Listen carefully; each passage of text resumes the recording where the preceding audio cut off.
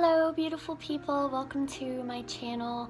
In today's video I thought I'd tell you a little bit about what medications I'm on for my thyroid replacement, as well as some other medications that are very important to take for my everyday life. And then I'm also going to let you guys know how many doctors I have and what kind of doctors they are. So I'm just gonna jump right into it. Not wearing any makeup today. I very rarely get a day where I don't have to wear makeup because I usually work 7 days a week, but today I didn't have a ton of work to do other than work around the house, so I figured that I would take a break from makeup, and I'm so happy that I'm able to do that today. Just washing my makeup brushes, and they're soaking in the solution I cleaned them with, and I'm so grateful. So I'm going to start off just by letting you guys know the pills that I don't have to take necessarily, but that really help. I'm going to try to focus. These are the ones that I don't need to keep me alive, but their importance is actually pretty vital. So I take one multivitamin every day. Has a bunch of stuff in it. It's specifically targeted towards women, has colostrum, vitamin D, extra stuff like that. I also take a calcium and vitamin D supplement because I have low vitamin D and calcium, as well as 2 vitamin gummies when I decide to not take my multivitamin and I just want to eat something delicious instead that does the job. I also take melatonin to sleep at night. I do struggle with insomnia just because being on a high dose of levothyroxine sometimes can make you have a hard time falling asleep. And also under stress, you know, lots of stuff going on, sometimes it's hard for me to relax, so the melatonin is really important. I also take magnesium every day. People that are hypothyroid or have thyroid issues, as well as anemia and low calcium, also struggle with low magnesium levels. So I also take magnesium supplement, a probiotic just to keep everything working intestinally. And I put this in the wrong category, but I also take vitamin B12 as well, just to supplement the energy that I also lack from having no thyroid. So those are the ones that I take usually in the evening, especially the magnesium really helps to calm me down, and of course the melatonin at night. I take all of those at night. And then these are the ones that I take literally to survive. I'm going to start with the pills that I take for pain. I take gabapentin every day. It helps with nerve pain, and it's one of the medicines that works for numbers of different things that many different types of patients take. I take the 300 milligram earlier in the day so that I don't fall asleep. It does have the tendency to make you pretty sleepy, but I've kind of gotten adjusted to it mostly so it doesn't really make me as tired.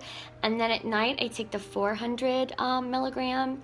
It helps me to be able to feel rested, or to be more relaxed as well, and also help with the nerve pain just a little bit more because I tend to feel more of the pain at night.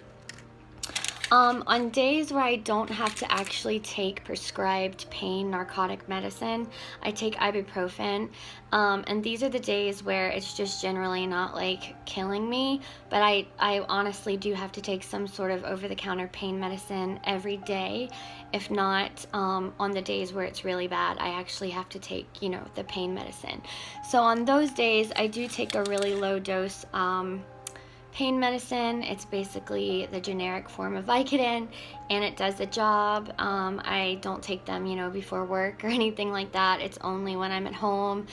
I will be honest with you and let you know, I've been on pain medicine for so long. I have such a high tolerance for pain medicine, so I probably could take this medicine and it not affect me at all, but just to be on the safe side and also to follow the rules of our law, I don't take it when I'm not supposed to. And then last but not least, for pain and absolutely vitally, I take a muscle relaxer every day. This is called cyclobenzaprine, or other people call it Flexeril. It's the generic form of Flexeril, and it's very important for me to take, because if I don't take the Flexeril, then my muscles really hurt. I am looking forward to starting physical therapy, but it really just kind of helps the bones and the nerves and the muscles and everything do their job and not cause me so much pain. Alright, so for the fun stuff. In order for me to live, I take 112 micrograms of Thyroid. This is the non-generic form of levothyroxine. I take that on an empty stomach with water every morning. And then about 30 minutes after that, I take my liothyronine, which is the generic form actually of Cytomel. So I get both the T3 and T4 hormones for my thyroid replacement that I need, just in these tiny little pills. I mean, this is like half the size of my pinky fingernail, and they're so small. There's so much magic in just that. Hey guys, so I'm back, and it's obviously the next day. I'm wearing makeup and a new set of clothes. I just wanted to finish the video, and I also forgot to let you know that well, anyway, I'll cut this out. Not important. So I'm back, and I wanted to let you guys now know how many doctors I have and what purpose they serve. So I'm going to start with my most crucial doctor, which is my endocrinologist. I'm not going to name any names, but he is my most favorite doctor, and I think that he knows it as well. He's the one that actually discovered that I was very sick and needed to have my first surgery done, and basically saved my life. Maybe one day I will get into a story about how far along my cancer actually was and where it was actually located on my throat, and how important it was to get it out. So I have my endocrinologist, and that is doctor number 1. Doctor number 2 is somebody I also really think is amazing, probably my second favorite doctor, but he comes really close to number 1. And I almost said his name. He is my ENT, and he's the doctor that actually performed my first surgery, my thyroidectomy. He is fantastic. He is always so good about listening to all of my needs. He has been very proactive in helping to find out what was wrong with me, very proactive about getting the job done, with diagnosing, with aiding, and I am just blessed to have had him as well as his physician's assistant, who I love and respect so much. So I love my ENT and my endocrinologist. Number 3 is also very important. I like him a lot as well. I really like all my doctors. And this is my actual oncologist that I see here in the city where I live. I don't see him very often unless there's something real serious going on, which I will see him again in the next coming month, and we'll find out how serious what I have actually is going on. And he's my oncologist. He's the one that basically describes my treatment plan other than my endocrinologist. He basically takes care of all the treatments that I need in the future, radioactive iodine, possible external beam radiation, etc. And he's the doctor who would send me and has made referrals to different places, different treatment places. And so he's super important. I have my fingers crossed, and a scan coming up soon, probably 2 scans. So I hope that all goes well. So that's Doctor 3. Doctor 4 is going to be my primary care physician, who I also love. I'm not just like BSing, I really do love my doctors. Her job is really important. She is very aware of my condition. She's very aware of everything that comes along with my condition, down to my anxiety disorder because of my condition.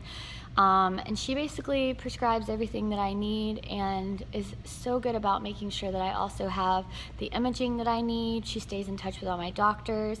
She makes sure that everybody is on the same page and aware of everything that's constantly going on. So I see her about every couple of months, and I see my endocrinologist now about every month because of what I have going on. Typically, you don't see your doctors as often as I do, but because of my special case, I have to see them more often. Which brings me to doctor number 5, who is my pain management specialist. So he also kind of knows about my condition, but my appointments with him are generally the most quick out of all my appointments with the doctors.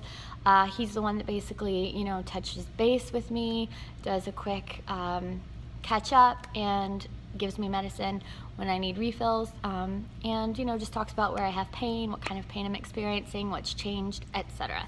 So we're now on Dr. 5. 1, 2, 3, 4, 5. Yes.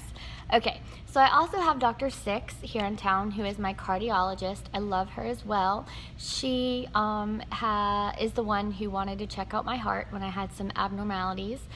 She wanted to find out the reasoning, and I have been diagnosed with some conditions to do with my heart, but they're not anything fatal at this point, so they're just something that we need to keep an eye on. But because of her, I was able to find out what was going on, and she's also very, very helpful, and also really also, I know I've said also a lot, keeps everybody in the loop, and wants to know what's going on with all my doctors as well. So she also requires all the information. Even though she's my cardiologist, she wants to know what's going on, exactly what it is that I have, so that she can give me the best treatment plan possible.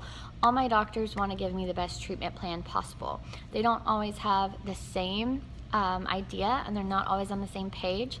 I've had 2 separate oncologists not on the same page before, and this is the reason, going back to why I said that not all doctors agree with each other. Ultimately, I was the one that had to decide what to do in that scenario, which brings me to Dr. number 7, who is my very special oncologist, who I don't really see anymore right now, but I might need to see in the future.